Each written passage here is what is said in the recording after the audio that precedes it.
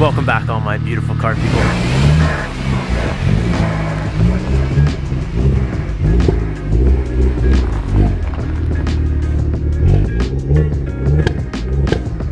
Oh, dude, I forgot how much I missed this fat booty.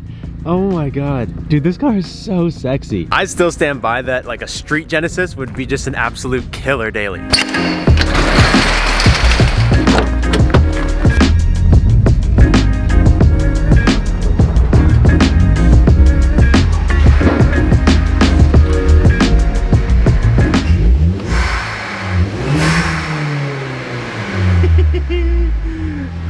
Welcome back. Welcome back to the channel, guys. I hope you guys are having a great day. I bet you love this, eh? A nice car in the background. Spring is finally here, at least I hope. I think we got fake spring already, so I'm hoping this one's real spring. And I got a bunch of stuff to do on every car. Every car needs like a couple little things to get it back up to par that I just haven't been able to do over the winter.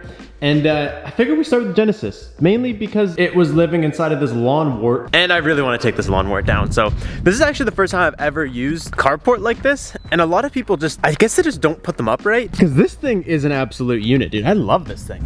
This is, I believe, it's 10 by 20. I don't know, I set this thing up in the fall. I built it all. I made sure like I taped around everything that could kind of like cut through any of the materials or anything. And honestly, dude, this thing held up amazingly all winter long. Before I bought this thing, I saw them all over the place and they were always like ripped up and torn down and whatever. What I'm trying to say is, if you get one of these, just build it properly, tape around any sharp edges, make sure it's good to go. You can see like here, when we buckled our fenders, which now look like bacon, this like pushed up and hit there. And there's a couple little spots where the paint's doing one of these. If water and stuff gets in this and then it freezes, all the paint would just die. So in the hopes of keeping the paint alive, especially down here on these fenders where it's all cracked up, I put some paint pen there, but in hopes of keeping this thing alive, I bought that tent, and you know what? It seems to have worked. And honestly, there's not a whole lot that this thing needs. Obviously, it needs a battery charge.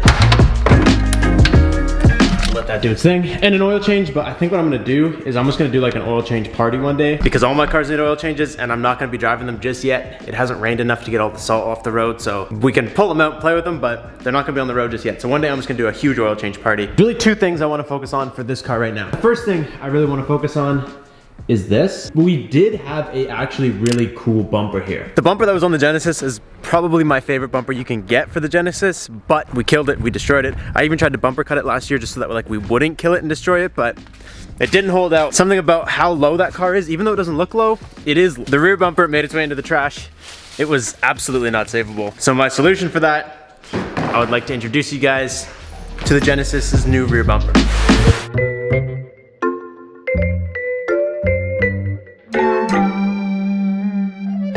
Dude, this thing is a dookie.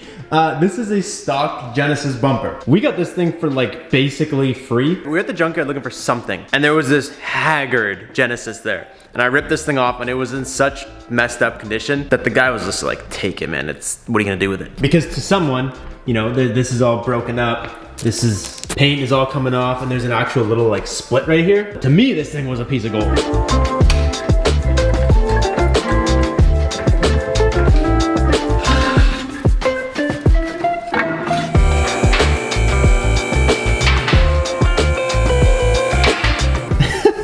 Look, this is the only remnants we have of our old bumper, just right here. We keep losing our bumpers because the Genesis isn't that low, but like it is. Like the wheel gap isn't tight. The car is very close to the ground, which obviously, if most of you guys live in the States, and in the States, I'm sure they keep better care of their tracks. Our tracks are absolute ass. My plan with this guy is pretty much just to cut him up and then obviously spray him white. I still have a little bit of paint left over. You know what? First, let's actually get these taillights out because this stupid little nub is gonna get in our way.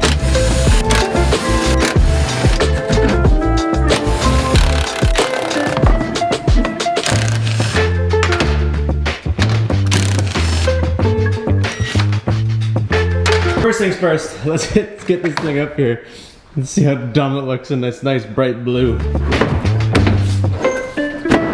And dude, it still has some clips.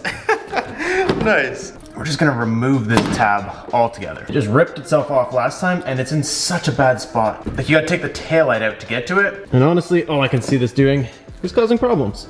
Because sometimes when you're drifting, less is more. Look at this one, dude. It's already off. We don't even have to cut it. That's what I'm talking about. I'm gonna throw these back in for full effect. Dude, what?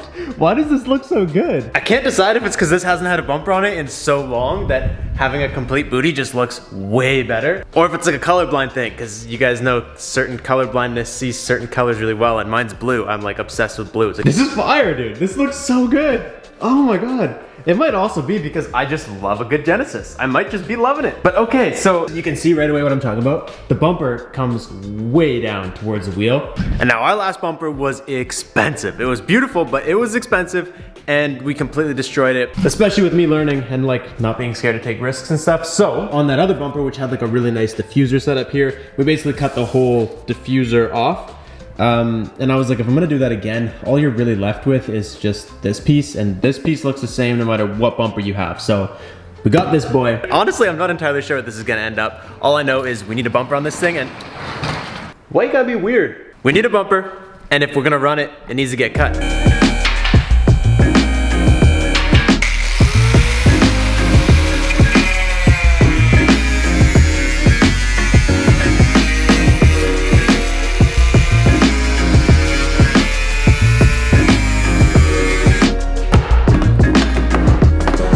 This piece is yup. Oh, it came with a light. Oh, how thoughtful. And they were LEDs. This guy must have been swag. Now, if I lived anywhere else, or this was even just like a street car, this is exactly where I would leave it. I think this actually looks really good. Goes with the curve, that's what's nice. If we start cutting up here, then there's no way to make it look nice. It'll look like a complete hack.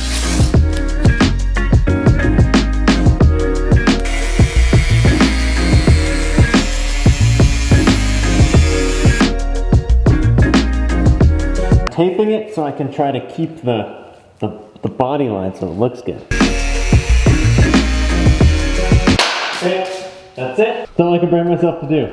As much as it's not about looks, it is about looks, otherwise we would just have absolutely no bumper. So it's a pretty significant amount that we cut off. So hopefully this, mixed with the fact that I'm getting a little better, will keep this bumper safe this year.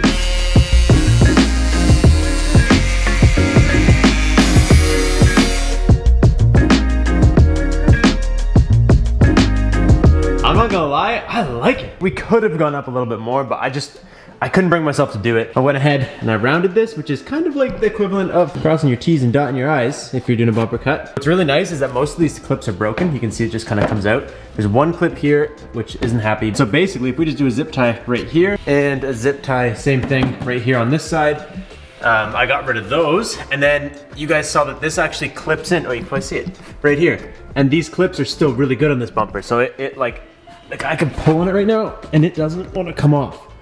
So that's good, and it's basically just like a quick disconnect. So if anything ever does hit, hopefully that's the plan. Ideally, we don't hit. Now the other thing I want to address, one of the last things we did before we put this car away last year, I don't actually think we even went drifting with it. I think we did this for Driven Toronto, and then we never drove the car again after that, just sat. Okay, this guy, gotta get out of the way here. Anyways, we put this purple D&D shift knob in because obviously it's a perfect match and it looks absolutely killer in here. Problem is, if you guys know anything, you know that the longer a shift knob is, the more leverage it has. So, you know, before this used to feel somewhat notchy, and you'd feel there's like a little resistance point right here before it goes over into reverse. If you grab this thing right here, dude, you can put that in reverse.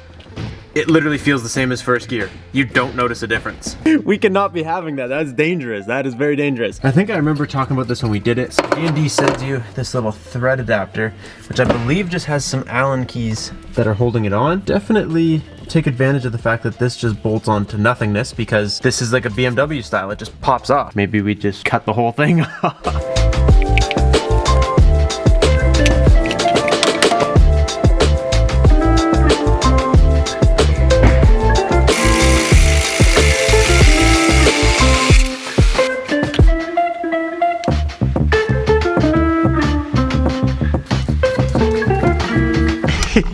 Dude, this is by definition a short shifter. It didn't actually shorten any of the throws, but it literally shortened the whole thing. You still get that resistance right here. It's funny how like literally it was only maybe 2 inches taller before. This is all we cut off. So it was only that much bigger before, but yet when you grabbed it at the top of this, you just go right through reverse. At least here, there's a little bit of resistance, which is nice. So goodbye to this freaking dookie.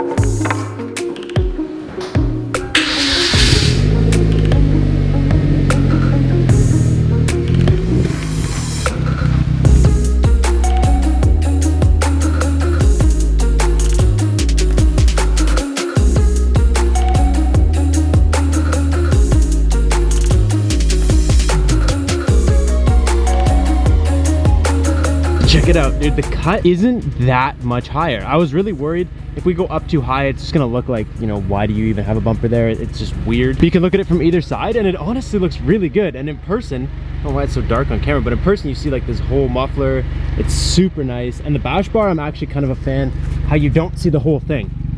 You know something's there, you know it's poking, but you don't get to see all the goodness, which is kind of fire. But dude, it feels so good to be back working on cars. You guys have no idea. Missed it. I missed my cars. So now we need to get this thing painted up. And I actually was just noticing while I was filming, this thing's been painted before.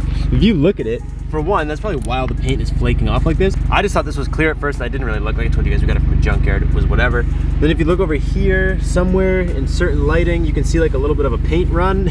So, that means we got to doubly sand this thing super down so we avoid all this garbage. Thankfully, I actually have a bunch more of the white paint left. I kept a bunch when we did the car originally. So I think I'm gonna set up a little DIY spray booth in the garage and we're gonna spray this down, which is cool. I don't know, man, I might have to do it.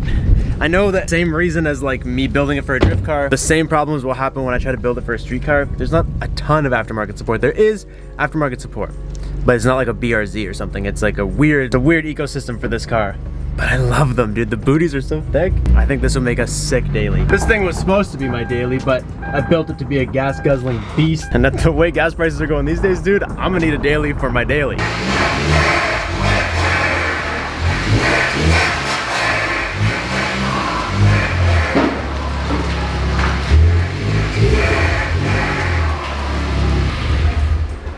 Lately, I have been super focused on using my cars, and that's why I've been building the Jeep so much, because like, even though I don't film it, because you guys don't need to see everything, it's not all entertaining. I've been using it. I drive it every day. In the winter, it's like the only thing that I actually can drive, and I've been taking it on some trails and having some fun, and now things are opening up. I intend to keep doing that, and it's so much more satisfying.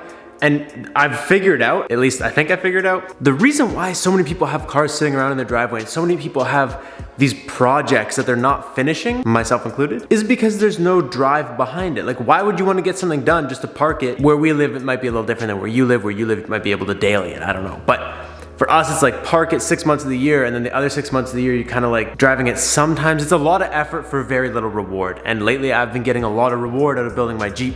That's why it has been so fun. And for those of you guys that are just tuning back in after not watching any of the Jeep videos, they're still fun. I'm very excited about this, is what I'm trying to say, because I'm gonna get a lot of use out of this car. And this has been, I've said it like many times, this has been like my favorite car that I have ever built. I love using it. It's fun. It brings me so much joy, this thing. I'm excited for that. And I don't know if you guys leave enough likes on this video, or actually go down and comment the little party emoji if you guys want me to buy a Genesis daily, because that would also bring me a lot of joy and I can make it an absolute beast. I could mentally prepare for it to live through a winter. Anyways, that's all I got for you guys. Today was just about getting this ready, and I'll catch you guys next time. Peace out and stay committed.